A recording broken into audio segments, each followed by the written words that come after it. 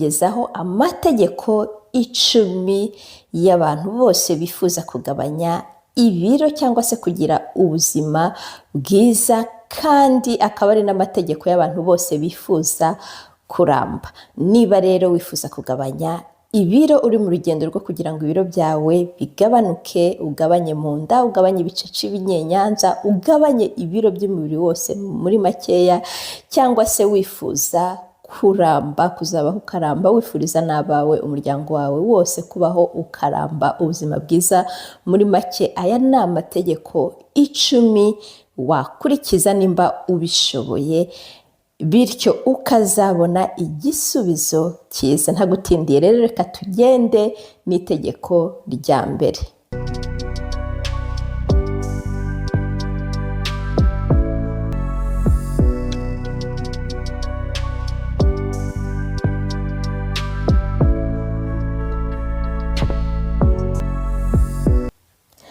Mbanje kugushimira mbere na mbere we waje kuri Aduhire Channel. Ni channel tuvugaho ibintu bijyanye no kugabanya ibiro, gukunda ubuzima bwacu, kugira ubuzima bwiza muri rusange. Ntago tuvuga iby'udufu two kwa Mukandori, Mukansanga cyangwa se Doroteya, hoya ahangaha tuvuga ibijyanye n'ibyo siyanse yemera, ibyo abahanga n'abashakashatsi bicaye bagafata igihe cyabo bakabikorera ubushakashatsi. Itegeko rya mbere rero rimeze gutya. Itegeko rya mbere riravuga ngo nubishobora ntukanywe inzoga cyangwa se uzigabanye mu buzima bwawe. Inzoga nk'uko mubizi ntabwo ari ikintu cyiza ku mubiri w'umuntu, nta kintu na kimwe zongera ku mubiri w'umuntu.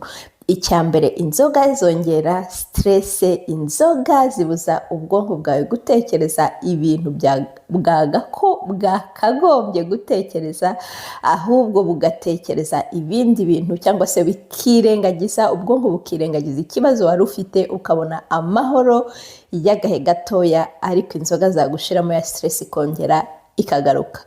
Ntago inzoga zangiza ubwonko gusa, ahubwo inzoga zangiza umubiri wose, by'umwihariko niba ushaka kugabanya ibiro. Iyo umubiri wawe wakiriye inzoga urikanga ukagira ngo hajemo uburozi. Iyo uburozi buje rero mu mubiri, umubiri ukora ibishoboka byose byihuse kugira ngo izo nzoga uzisohore.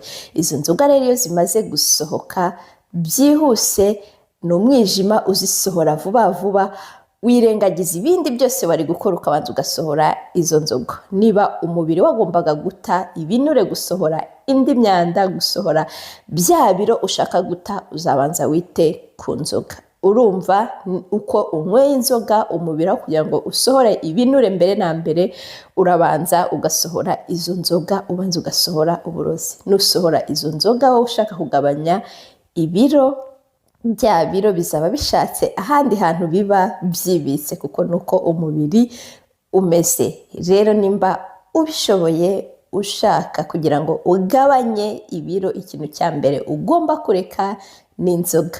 Ku bashaka kugira ubuzima bwiza nabo atari kugabanya ibiro, inzoga nta mumaro, kuko nta kintu cy'intungamubiri kiba muri kongera stress, ubwonko, cyangwa se kubuza umubiri gusohora imyanda. Iryo ni itegeko rya mbere.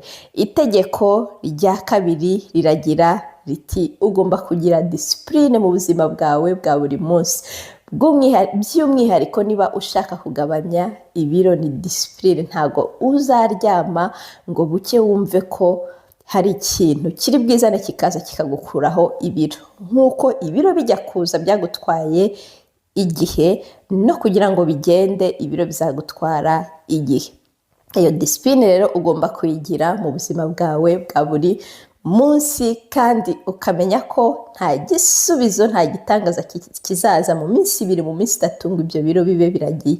Ni discipline uzagira mu buzima bwawe bwa buri munsi. Nimba ari diet ukora, ukamenya ko iyo diet ugomba kuyubahiriza. Nimba ari ukureka isukari kugira ngo ntuzamure imisemburo ya insuline mu mubiri wawe, ukamenya ko nuyifata kandi wagombaga kwireka uzabona ingaruka, ibyo biro bizashaka aho biri bujye. disipurine rero ni ingenzi nimba uri mu rugendo rwo kugira ngo ugabanure ibiro, kandi ubwonko bwawe uko bukoze ikintu uzabumenyereza bizakugora mu gutangira, bizakugora rwose, ntabwo bizakorohera, ariko gahoro gahoro uko ukomeza ugenda rwose upushinga uzasanga iyo disipurine uyigezeho. Numenya rero iyo disipurine uzabanza umenye impamvu ibyo biro ufite, ibiro byawe bigenda byiyongera, umenye ko nuko ufata umubiri wawe ufite imbaraga nyinshi, ufata ibintu biha imbaraga nyinshi, noneho ntubisohore. Ibyo nubisobanukirwa uzagira disipurine yo kugira ngo umubiri wawe ubihe ibintu bijyanye n'uko umeze. Iyo ni disipurine, nta kindi, nta n'igitangaza kindi gihari kugira ngo ibyo biro bizagabanuke. Itegeko rya gatatu ni iri ngiri. Iri tegeko ryo noneho rirahebuje, kuko ni itegeko rigira riti twige kurya ibintu bitogosheje kandi twige guhekenya imboga mbisi. Rwose bimwe tujya tuvuga ngo ntago turisha nk'ihene nk'inkwavu, kurisha rwose twige kurya ibyo bintu tubihekenye, kuko nibwo uba uriye intungamubiri zose. Nurya imboga mbisi, niwiga kurya salade, ugashyira salade mu buzima bwawe bwa buri munsi, mu biryo byawe bya buri munsi, nibwo uba uriye neza kurusha uriye imboga zitetse. Twige kurya salade kandi twige no kurya ibiryo bitogosheje, kuko ibiryo birimo amavuta, iyo amavuta atari meza bigira ibinure bibi. Ibyo binure bibi byo muri ayo mavuta ari byo bigenda bigashaka ahantu byibika. Umubiri wacu uzi ubwenge cyane cyane, uragenda, ntabwo ugenda ngo ubike ibyo binure ku mutima, ku gihaha, ahubwo uragenda ugashaka ahantu bibika. Ni urugero, ugasanga wabibitse ku nda, ibicece, ibinyenyanza, niho wabitse. Rimwe na rimwe ukabibika ku mabuno, ugasanga ngo ni nyashi zaragiye ziba nini. Ushaka ahantu ubibika bitabangamiye umubiri, ariko nanone bikaba atari byiza iyo umubiri wabitse ibyo binure. Rero twige kurya amavuta meza. Hari huile d'olive, ni meza cyane, cyangwa olive oil, ni amavuta meza.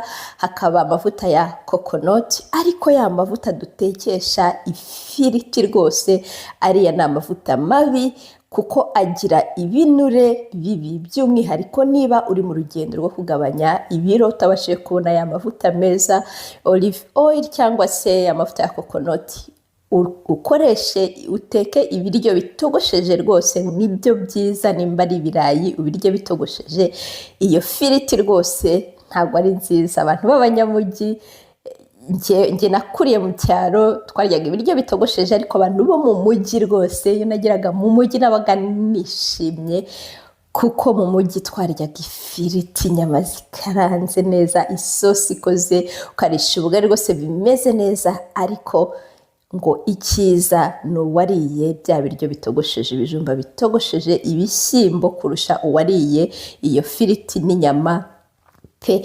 Rero twige kurya ibiryo bitogosheje, tugabanye amavuta, tumenye amavuta meza. Udashoboye kubona ayo mavuta meza kugira ngo akoreshe ya mavuta dukoresha, ifiriti asanzwe abirye bitogosheje. Rero iryo ni itegeko rindi. Itegeko rindi rero rikurikiyeho, numara kurya, mbere yo kuryama, ngo ugomba kumara amasaha hagati y'3 n'5 kugira ngo ujye mu buriri. Ni urugero, niba uriye saa 11, uzabara saa 12, saa 1, saa 2 ujye mu buriri byibura nyuma ya saa 2, kuko niba by'umwihariko ushaka kugabanya ibiro, uzaba utumye igifu cyawe kibanza gusya ibyo biryo. Noneho nikimara kubisya mu gihe uryamye, umubiri uzaguma ukora akandi kazi. Noneho nujya gushaka imbaraga, ntabwo uzazikura mu biryo gusa, ahubwo uzagenda unazikure muri bya binure bimwe wari warabitse, kuko twabonye ko ibinure bituruka kugira ngo ubyibuhe. Umuntu ni imbaraga nyinshi aba yarashyize mu mubiri, cyangwa se ibiryo byinshi aba yariye bigatuma agira imbaraga nyinshi. Noneho niba byari bibitse ukaba washyizemo ibiryo bindi, igifu kikaba cyabikoresheje, umubiri wabikoresheje. Urumva mu gihe uryamye umubiri nukenera imbaraga uzajya gushaka muri bya binure byibitse. Urumva mu gihe uryamye uzaba uri kunanuka, uri kugabanya ibiro. Iryo tegeko rero riroroshye cyane, ni ukuryama, nongeye ndisubiremo, byibura nyuma y'amasaha 3, hagati y'amasaha 3 n'5 nyuma y'uko umaze kurya. Ushobora kumbaza ngo se waryama ushonje? Waryama ushonje ugasinzira niba wariye neza, wariye ibiryo, ifunguro ryawe rya nyuma ryari ifunguro ritarimo n'urugero isukari, ifunguro ririmo proteine zihagije, ririmo intungamubiri, cyane cyane hatarimo isukari, uzaryama rwose udashonje. Ariko niba wafashe ibiryo mu masaha yo kurya hakaba harimo isukari nyinshi, insuline yawe yazamutse, izongera ikubaze nanone ikindi kintu cyo kugira ngo ikomeze izamuke. Ubwo amahitamo n'ayawe, ugomba kurya neza ukirinda isukari mu biryo bidafite isukari mbere y'uko ujya kuryama. Itegeko rero rikurikiye ni iri ngiri. Mu Buyapani hari umujyi ufite abaturage baramba cyane kurusha abandi ku isi, ngo abaturage bafite imibereho myiza. Hari itegeko rero bakoresha ryo kurya rya 80%, ari ryo tegeko ubungubu rya 6 tugiye gushyira mu buzima bwacu bwa buri munsi. Iryo tegeko ryabo ryo kurya rya 80% riravuga ngo mu gihe uri kurya urekeraho kurya ari uko ufite 80% ry'ibiryo mu gifu cyawe. Nurya ntiwuzuze igifu, ahubwo mu gihe wumva utangiye guhaga ariko ugishaka kurya uhaguruke ugende. Iryo ni itegeko rero rizatuma urya ibiryo bikeya, kandi nyuma yo kurya ube wasigaza n'umwanya wo gushyiramo nk'amazi cyangwa se tizane itarimo isukari cyangwa se amata. Ubwo rero nurya ntukajya uhaguruka inda yuzuye, ujya usiga umwanya muto cyane, kuko abo Bayapani bakoresha iryo tegeko usanga ari bo babayeho bafite ubuzima bwiza, babaho igihe kinini ku isi yose. Rero rikaba ryunganirwa n'irindi tegeko rya 7 rivuga ngo nywa amazi mbere y'iminota 30 kugira ngo urye, na nyuma y'iminota 30 umaze kurya. Nunywa amazi mbere y'iminota 30 mbere yo kurya, mu nda yawe igifu cyawe kizagenda rwose kibanza kishyiremo ikintu, noneho nushyiramo ibiryo uzarya ibiryo bikeya kandi bizaba bihagije umubiri wawe kugira ngo ugire imbaraga. Rero nunamara kurya, nimba wariye 80%, nyuma y'iminota 30 ukanywa cya gikombe cy'amazi rwose kinini cy'inusu, urumva cya gikombe cy'inusu kizuzuza wa mwanya wasigaye. Iryo tegeko ni ryiza cyane kandi rikaba ryunganirwa na rya tegeko rindi ryo hejuru ry'Abayapani bakoresha. Itegeko rero rya 8 riragira riti jya kuryama ushonje, ntujye kuryama igifu cyawe cyuzuye. Nk'uko twabibonye mu mategeko yo ruguru, ugomba kumara hagati y'amasaha 3 n'5 kugira ngo ujye kuryama. Akamaro rero ko kugira ngo ujye kuryama umubiri ushonje, nuko umubiri nuba ushonje uzajya gushaka intege, imbaraga nijoro mu gihe uryamye muri bya binure byawe. Bityo mu gitondo niwipima, kuko umubiri wakoresheje imbaraga z'ibinure wari ufite, uzasanga wagabanutse ibiro. Nubikora gutyo ubuzima bwawe bwose ntago uzagira rwose ibinure cyangwa se ibiro byiyongera muri wowe. Nubariye neza ukaryamira amasaha ukajya kuryama igifu kituzuye, urumva umubiri wawe uzaba ufite imbaraga wakuye muri bya binure bibi. Iryo tegeko rero ni ryiza cyane, uraza kutubwira muri comment niba iryo tegeko washobora kurikurikiza. Ndakubwiza kandi ukuri ko ntabwo uzakanguka ngo nuko ushonje, kereka niba mu kurya utariye ibiryo bifite intungamubiri zikwiye.